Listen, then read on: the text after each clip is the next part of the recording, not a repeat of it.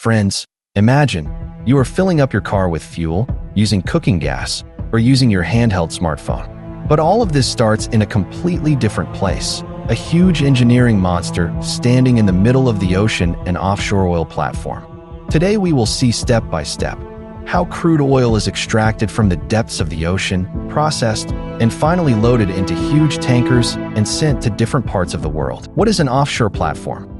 Much of the world's oil is not underground, but hidden deep beneath the seabed.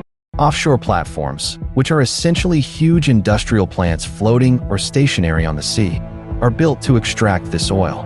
They are generally of three types: fixed platforms, fixed on the seabed; floating platforms, floating but anchored; FPSO vessels, floating production, storage, offloading units.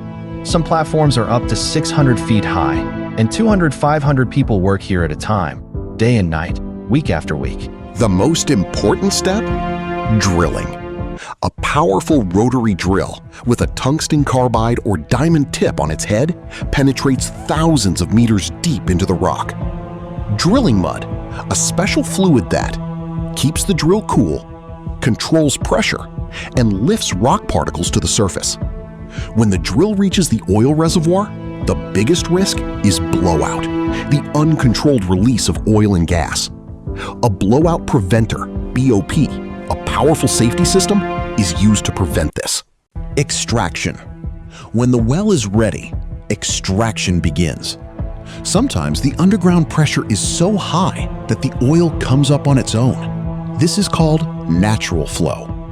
When the pressure drops, the following are used: submersible pumps, gas injection systems. But the liquid that comes up is not just oil. It also includes water, gas, sand, and other elements. Separation process. A three-phase separator is used to separate this mixture. Here, water collects at the bottom, crude oil is in the middle, gas rises to the top. The gas is either burned, flaring, or sent elsewhere. The water is purified and reused or returned to the sea. Storage, FPSO. The purified crude oil is sent directly to the FPSO, a floating storage unit. This large ship can store 1 to 2.5 million barrels of oil at a time. Here, temperature control system, pressure sensors, real-time monitoring. Because if the oil temperature is not right, it thickens and becomes difficult to pump. Tanker loading, the most important moment. When the FPSO is full, a VLCC, very large crude carrier, arrives. These ships are about 330 meters long, the size of a small area. The docking process is extremely complex. Marine pilots bring the ship into the right position. It is tied down with strong mooring lines. Then the cargo hose is connected. Fire test. Then the oil transfer begins. Powerful pumps send thousands of barrels of oil into the tanker every hour. This process takes 24 to 48 hours to complete.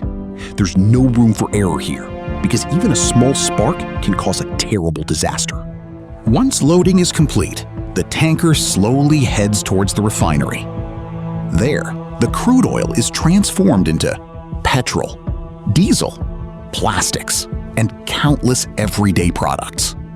So the next time you use fuel, remember, behind it lies the tireless work of thousands of people and incredible engineering.